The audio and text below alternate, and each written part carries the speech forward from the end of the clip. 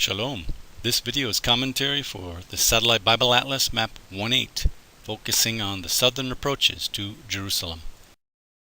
In the previous video, we saw how most major routes approach Jerusalem from the north. In this video, we learn about 3 routes that approach Jerusalem from the south.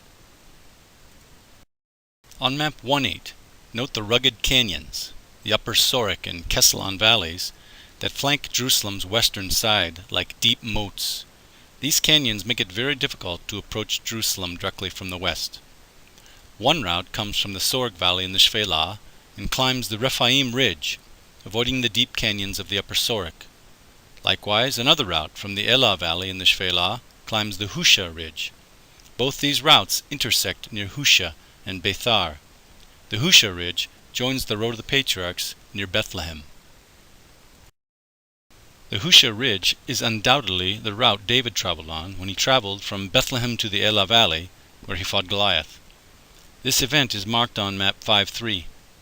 David brought down supplies to his brothers, who were part of the army of Israel facing off against the Philistines in the valley of Elah. Note another route that approaches Jerusalem from the southwest. The route branches off from the Husha Ridge at Bethar.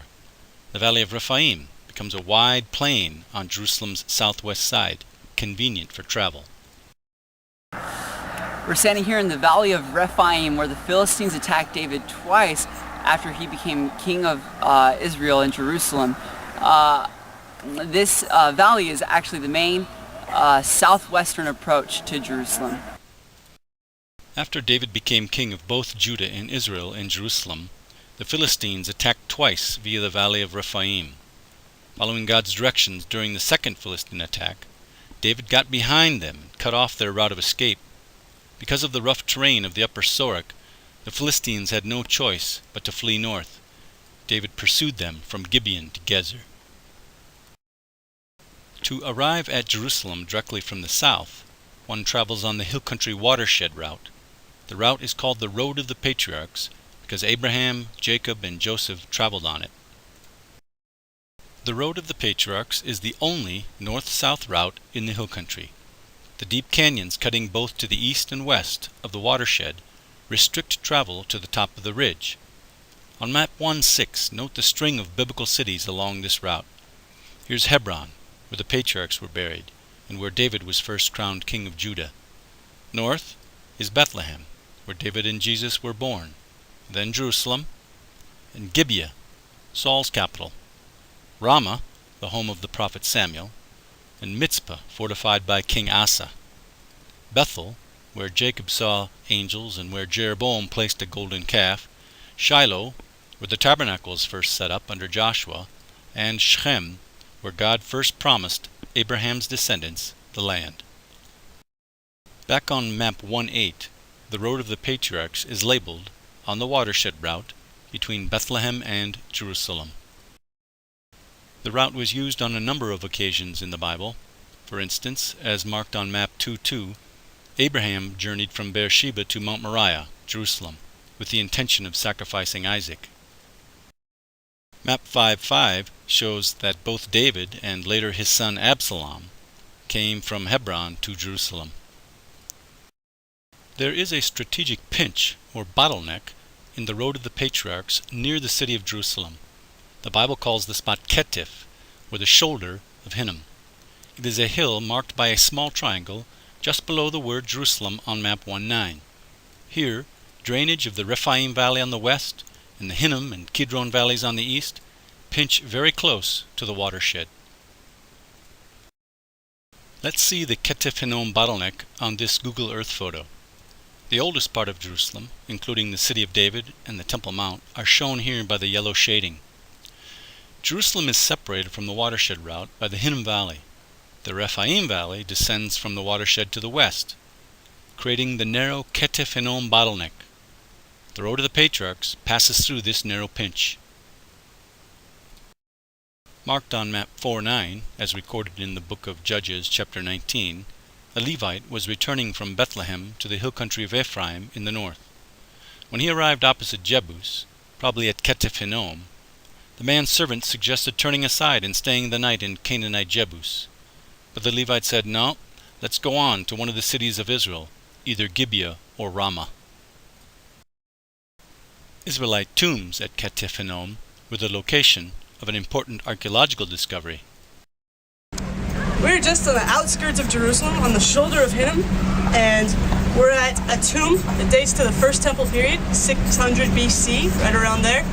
We have benches right here. These guys are showing us what it was like. There's even carvings for the heads where they would lay the people, they'd lay the deceased.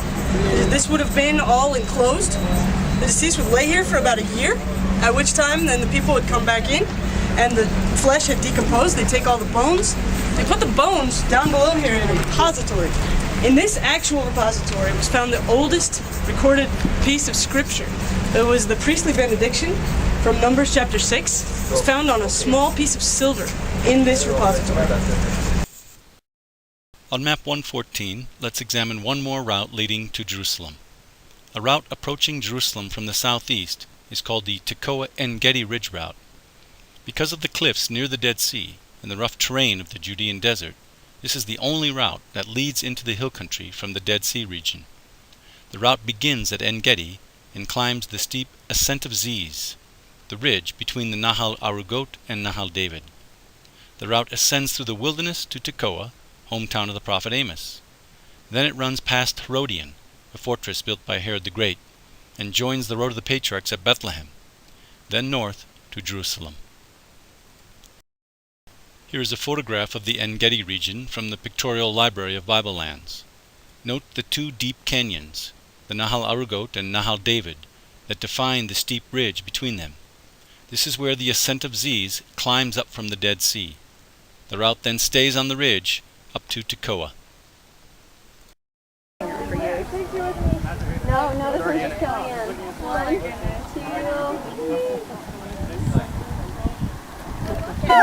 2. I just. Yeah, girls! We just climbed the Ascent of Ziz from En-Gedi.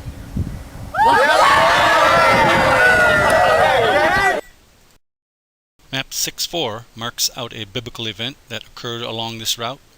A coalition of nations from the east, Moabites, Ammonites, and Edomites, made a sneak attack on Judah and arrived at En-Gedi. The enemy began to come up the Ascent of Ziz. King Jehoshaphat of Judah called upon the Lord. The Lord told Jehoshaphat that Judah would not even have to fight in this battle. Instead of the army, Jehoshaphat sent singers in the front line. They went out past Tekoa, praising the Lord. The enemy had turned against each other. All Judah had to do was go out and pick up the spoil. Upon returning, the people of Judah named a valley Baracha, meaning blessing. The valley of Baracha is probably just west of Tekoa. Back on map 1-8, take another look at where this route comes to Tekoa. Behind me is the town Tekoa, the hometown of the prophet Amos. Now God had told Amos to leave his native land of Judah and go up north to Israel, specifically Bethel, and preach against the king there because of the sin in the land. And about 75 years before Amos, King Jehoshaphat of Judah sent out singers in front of the army to confront the force that came in from the east. This might be the valley of, what's it called? Baracha, the valley of blessing where they got the spoils. The wide green valley just west of Tekoa may be the valley of Baracha. The route then travels near the Herodium. We're here at the Herodium built by Herod the Great, just southeast of Bethlehem. Herod, when he heard that the king of the Jews was born in Bethlehem, ordered all the children under the age of 2 killed. Here is an aerial photograph of the Herodium fortress from the Pictorial Library. The Jewish historian Josephus recorded that Herod the Great was buried with great pomp here. In 2007, archaeologists announced the discovery of the remnants of Herod's tomb. Our route arrives near the Road of the Patriarchs at Bethlehem.